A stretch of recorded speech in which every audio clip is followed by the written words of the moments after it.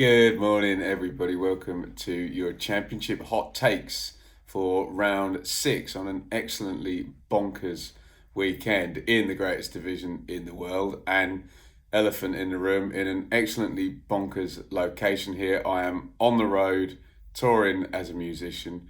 It is stupid o'clock in the morning at a travel lodge in Middlesbrough. But speaking of Middlesbrough, they are our big story this past round. They go 4 points clear at the top of the table.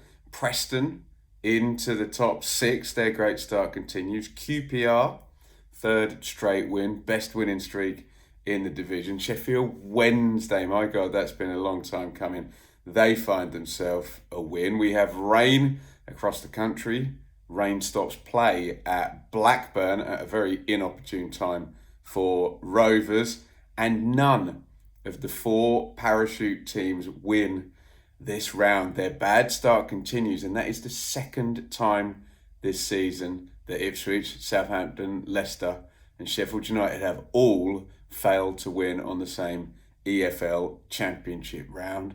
And Sheffield United, oh my God, Sheffield United 6 out of 6 in the worst way, 0 points for the Blades, despite the return of the prodigal son and Chris Wilder's debut.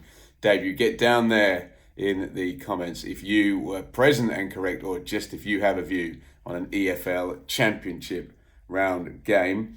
As Middlesbrough 2, West Brom 1 on Friday night. No need for me to go chapter and verse on this one because we did it as the watch-along. Strelec and Sene with the goals, and Middlesbrough just strike me at the moment as a team that is right in the groove. Was it spectacular and flowing and champagne?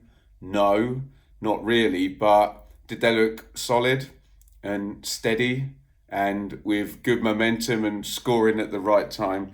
Yes, absolutely. And the theme I've been running with for Middlesbrough now with this great start is what it kind of does for the remainder of the season. And even this next block of games, we've got the 3-game week now coming up, and that'll take us to round 9, won't it? If Boro just score 4 points from the 3-game week, win 1, draw 1, lose 1, then they hit the international break at 20 points from 9 games. So this is a fantastic start by Boro. And I mean, even longer term, I was saying on the watch along, if you're at 16 points at round 6, 1.5 per game will now take you to 76 points and you're in the playoffs. So what an amazing start does is it allows you to maybe be the 6th or 8th best team in the league for a long period of time and still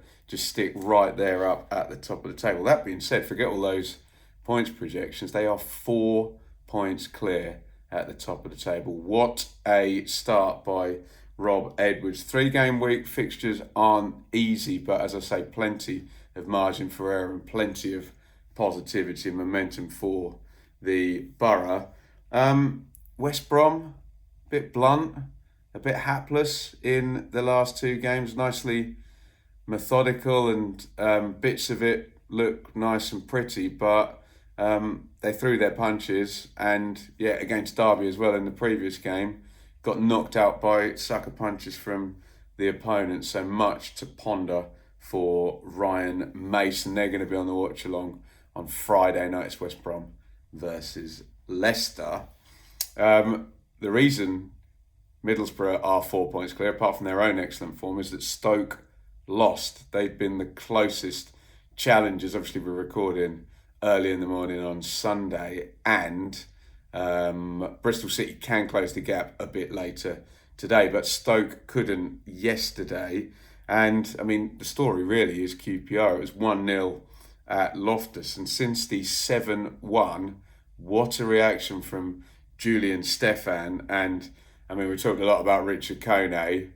It is literally the 3 games where he came in as a starter, but played 3, won 3. First clean sheet too. It's a great goal by Vale on 75. Not only does he bend it in the top corner, left-footed, but it's not like he's dribbling the ball into the box and he has to pick the top corner out. It comes straight at him and he hits it first time, defenders in the way. It's a really excellent finish by Vale on the left foot. The next two for QPR as well with this 3-game win streak are against teams who, at time of recording, are currently in the bottom 3. What a turnaround by QPR. And, you know, we would be saying, if they hadn't won any of these 3 games, this is tough for Stefan. Now we're saying, you know, is this another really good hire from the QPR higher-ups, following in the example of Martí Cifuentes, who's obviously now over at Leicester City.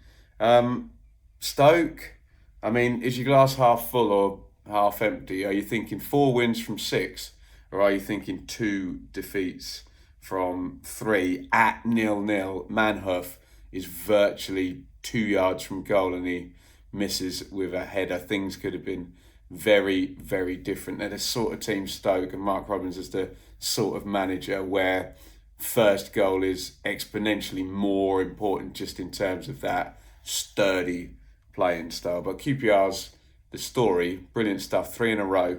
QPR 1, Stoke 0.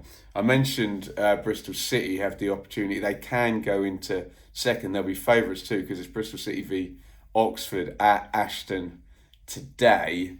That's not televised, so we'll try and keep across that. But obviously, again, at time of recording, that one hasn't been played. Doors open for Bristol City, not just this weekend, but as we said, when we looked at the 5 fixtures of this block, it looks decent for Bristol City to be in the top 2 at the end of round 9 and at the end of the 3-game week coming up and the end of this block of fixtures. They play Oxford today.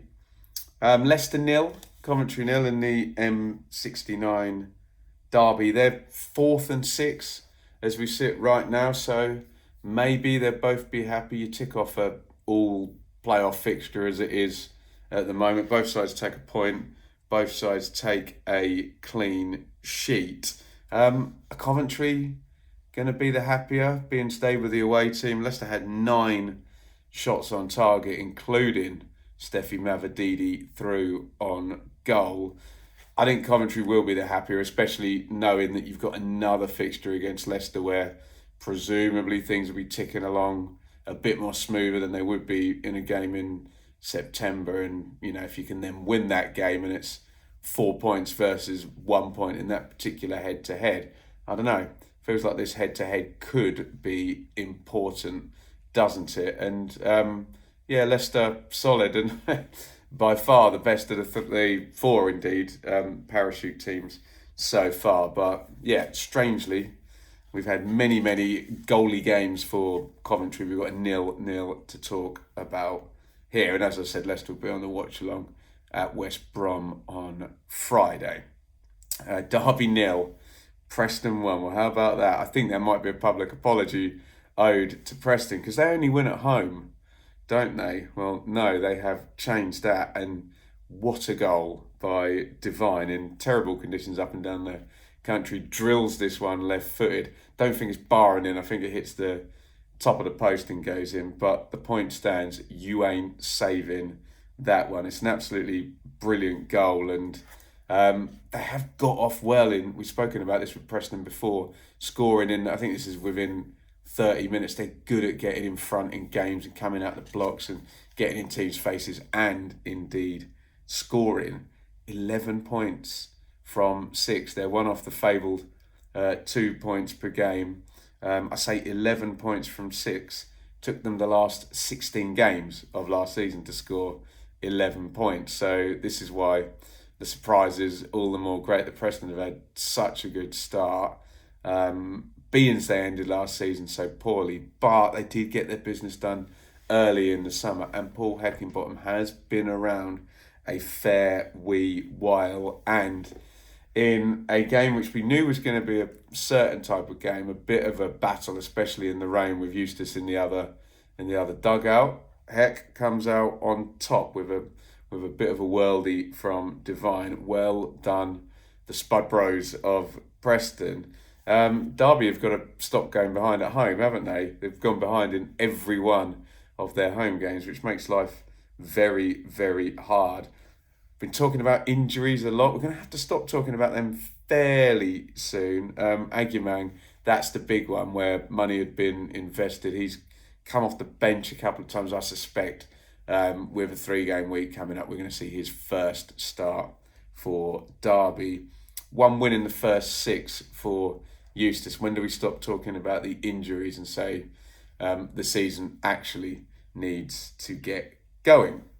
Birmingham 1, Swansea 0, and Birmingham a much needed win. It had been back-to-back defeats, obviously either side of an international break, and it's been fine margins with Birmingham. I think the 3 wins so far, that 1-0 win against Oxford, there's only 1 shot on target in that one, and the other 2 wins for Blues have come via Lyndon Dykes scoring late goals. The really good news in this game is Birmingham created plenty of chances, and that's been the conversation we were having that had been a bit worrying. They're not making any chances. We looked at it, and I think the 3 games prior to this, 1 shot on target, which was obviously the goal against Oxford, and 2 blanks then. And it's all going on late in their games. I don't quite know what that means in terms of theorising, but it's been 10 goals in Birmingham's games this season aggregate. Half of them have come minute 88 or later. And Dykes with the goal. Pat Roberts, new signing, doing this. It's a good goal, actually. It's an old school goal. And this was a weekend, wasn't it, with the weather, stick the ball in the box. As Neil Warnock said, make defenders defend. And Roberts has done that and is a go-to guy in the Championship. And we spoke about Jack Robinson and Patrick Roberts just adding to all of that stardust and European flair and the Asian guys in midfield that Birmingham have built this ambitious-looking team on. There's a bit of Championship nous and experience for you. And the big guy up front, Dykes, a weapon off the bench, let's just say. Big win for Birmingham. Swansea had good chances in the first half. Looked like a bit of a game of 2 halves.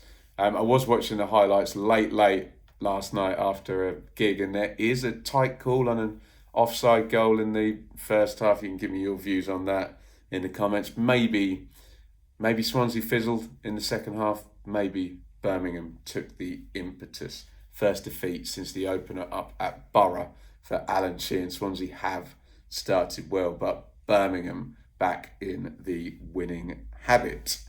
And a team that is not in the winning habit, Sheffield United. My God, Sheffield United 0, Charlton 1. In my sound check, I did manage to get Simon and Soccer Saturday on, and I could tell by his tone when he went to Bramall Lane late in the day, oh, they haven't gone and lost again, have they? And they did. Sheffield United 0, Charlton 1. Here's one for you, away purists. You'll love this. Charlton 37% possession, 0.85 XG, 191st minute goal, 3 points. Have that away day bliss for the limbs, the gathered Charlton fans in that away end there. Alafe, who's been used very sparingly, he's not got many minutes on the board, takes this goal really, really well. It's classic Nathan Jones, classic Charlton, tough conditions. They make it really, really tough. Had chances as well in the first half, didn't they, Charlton? And they nick this one 1-0. I haven't seen Nathan's post-match, but he's been labouring the point that Charlton haven't maybe got what they deserved in a couple of games this season. I do agree they could have either 2 or 4 more points, but they've taken all 3 this weekend. And honestly, I thought it was a really bad time to play Sheffield United at home with Wilder returning, but it is a 6th straight defeat. Great win for the Addicts. And Sheffield United, wow, it's not a new manager bounce, and just in an absolute mess, aren't they? And it's that fragility when the psychology goes with a football team, isn't it? And you know what all those players were thinking in stoppage time when the ball is going up into their box. You're just like, you're in a run this season. I mean, cast yourself back to, going into last Christmas. It would have been Sheffield United going and winning this game. They would have been the ones grabbing the goal, and Mike Cooper would have been saving everything. Second one going through him in a couple of games. Brilliant keeper, Cooper, but even he, one of the big standout stars from last season, is struggling at the moment. And man, I'm not even going to say they just need a win, just need a point from someone, just need to not lose a game. The confidence completely screwed, and Chris Wilder needs another good week. He said he'd had a good week. Of course, he was going to say that to try and build the the kind of good feeling and the morale. But man, 6 out of 6 defeats. Wow.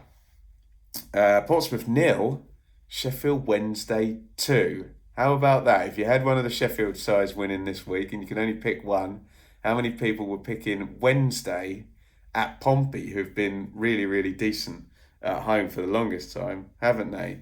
And I think unless you're a Pompey fan or a Blades fan, maybe, you don't begrudge those poor old Wednesday fans a win. It's been a horrible, long summer, stretched into September looking for the first win. And bit of a surprise, I've got to say. Bannon, brilliant, a no-look free kick. Basically gave everybody the eyes, got his body shape looking like he's going around the wall, goes the other way, pings it into the corner. I think they'll talk in years to come about him hanging around and having been there years and years at Wednesday, still delivering. Bit lucky with the second goal, I've got to say. If you haven't seen it, it's a ball into the channel and the Pompey defender, is it Shaughnessy, just pulls up, just gets injured, and it's just rank bad luck. And, do you Paolo Di Canio it and just pick the ball up, or do you keep going and take your good bit of luck when you get it? And that's what Wednesday do. And through they go, and it's Brown that gets the goal and makes it 2-0. And they're 1 point off safety, Wednesday. And we've spoken about disastrous seasons, and maybe they'll be in the 20s or the 30s for points, and they're definitely going to get relegated, whatever happens. And they might get a couple of points chalked off in terms of the non-payment issues they've had. But if you speak to a Wednesday fan and say, I will offer you 1 point off survival even at game 6, at game 10, my God, at game 40, they'll definitely take it, won't they? Wednesday, 1 point off survival. So fair play. They are not letting themselves get adrift. And I mean, remember when we saw it at Derby where they were completely beleaguered, double points deduction there, gigantic. And, just got their heads down and actually played all right, and nothing to lose, when everyone thinks you're going to drop anyway. And maybe Wednesday able to buy into that. Great win here. Pompey, I'm disappointed with that.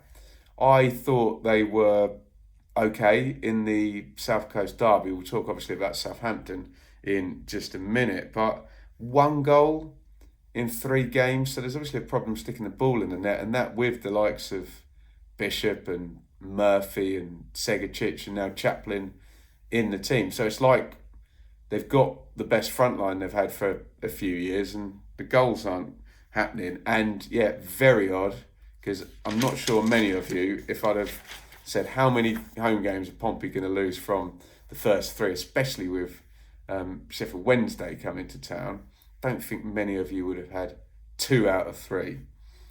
Hull 3, Southampton 1. Wow. And the parachute team struggling is just a big thing at the moment. Leicester aside, really. Let's talk about Hull. Let's not bury the lead.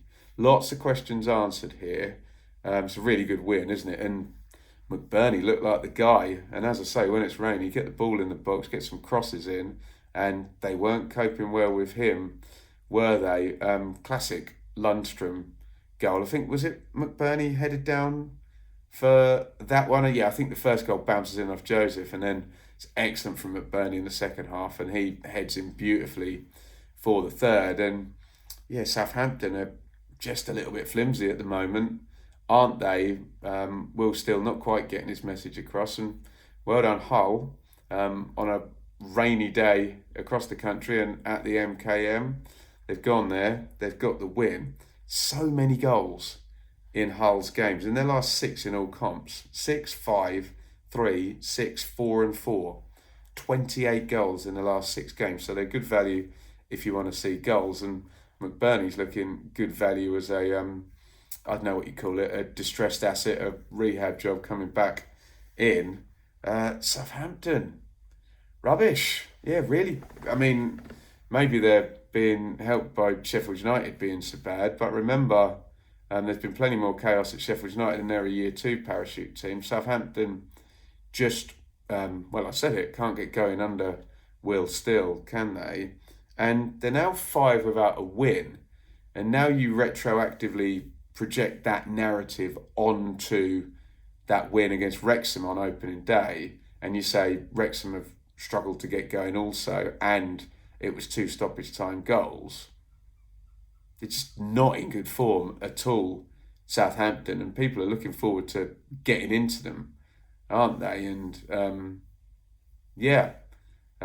whether the pattern of play and the instructions are going to be followed and it's going to come and it's going to click remains to be seen. But you don't get infinite time when you're managing Southampton or a year one parachute team at large. And yeah, where the majority of the parachute teams are is just not good enough at the moment, and is a big surprise and is opening the door at the top for a Boro, a Stoke, a Bristol City, a Coventry, a whoever to get themselves promoted this season. The longer this rumbles on, these other teams have got to make the advantage count, because you know it may not last forever. I mean, people will say, what about Luton, Ben? I'm not comparing any of these sides to Luton last season in the way that they've spent and recruited and the kind of profile of the club, but certainly could be Norwich or Watford from a few years ago, where they're just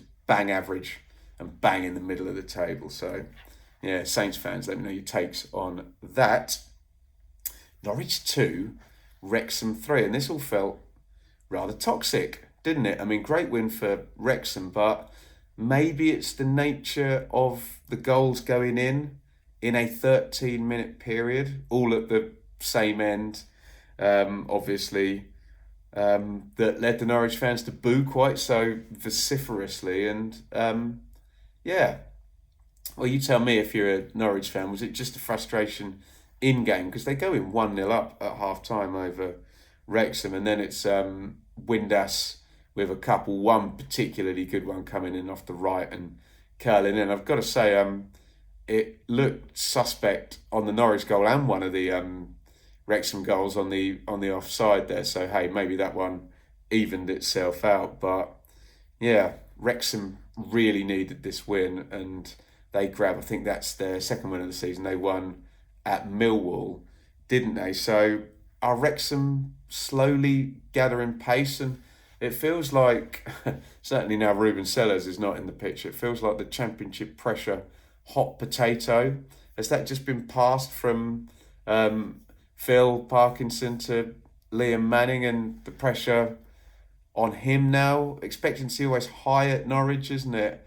But still, I would say lots of signings in the summer and lots happened at Norwich. But yeah, fans really, really not happy with this one yesterday. And I think it's a couple of games without a goal for Sargent, who they'd kind of relied on in a couple of the games. So, I mean, to be fair, they just scored a couple of set plays, didn't they, at Pompey? But Sargent has certainly turned up this season. And we go into a 3-game week, and we go into an East Anglian derby against my lot to end the run of games. So it could get better, could get worse for Norwich in the short term. We said slow burner under Manning, and yeah, fans aren't quite having it at the moment. Maybe it was just that flurry of goals that got them when they turned up at Carrow in the rain. Well done, Wrexham. Yeah, it's going to happen every time Parkinson has a slow run. It's going to be, oh, are they going to get a more Hollywood manager? So he's just going to have to put up with that. He's big enough, ugly enough, old enough, and wise enough to know that that is going to be the case when you're managing Wrexham and everything that surrounds them at this point in their history. Windass, nice to have him back, isn't it? I don't know if he'd been involved in the last couple of games, but I just remember doing one of the watch-alongs earlier in the season and him stepping out injured. He's a player who can just make things happen when your team is struggling. He's got that flair, he's got that confidence and that credibility at Championship level. And yeah, do we get some kind of decent run and Wrexham moving more towards the middle than the bottom four than when they started the round? Finally, we're going to talk about a game that didn't finish. Blackburn 1, Ipswich 0 was abandoned on minute 79. And as usual, good luck getting a sensible conversation about this. Obviously, rain everywhere in the UK and in England yesterday. We knew there was a yellow warning. Obviously, I'm fairly dialed in when it comes to Ipswich.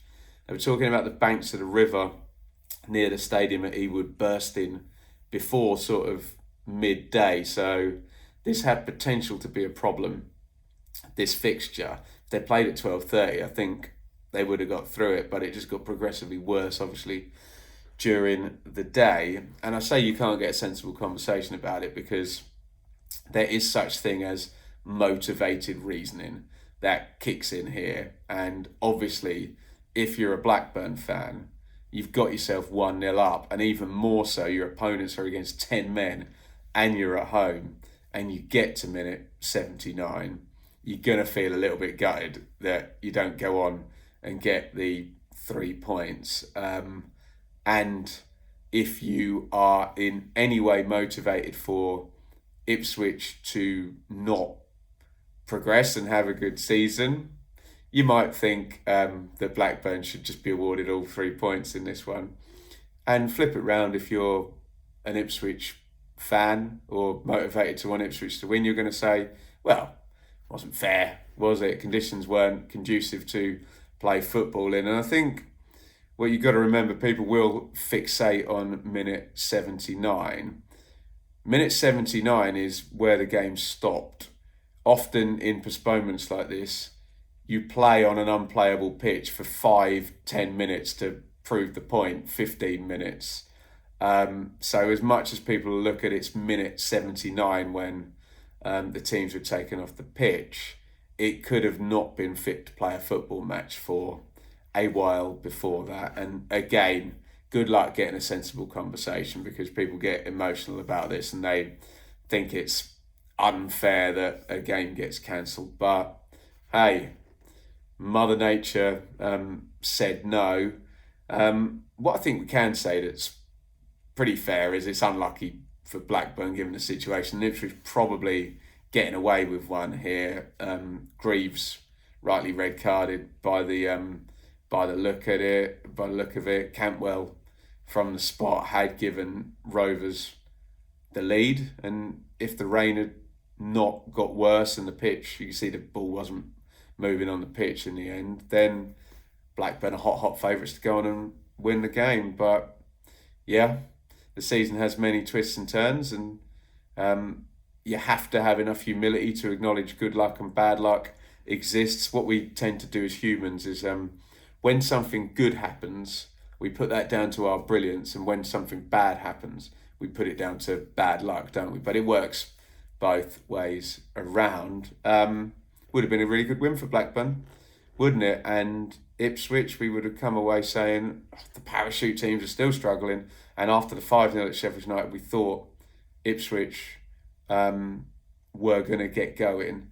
And I just wonder whether you could look and say that could be a lucky turning point for Ipswich if they were, for example, to go undefeated in the 3-game week now coming up, and that would be 4 undefeated, and the Blackburn thing not happening, and maybe the extra training week without a game on pitch.